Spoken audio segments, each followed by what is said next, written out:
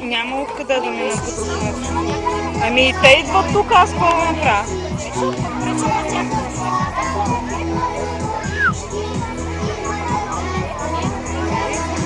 Какво?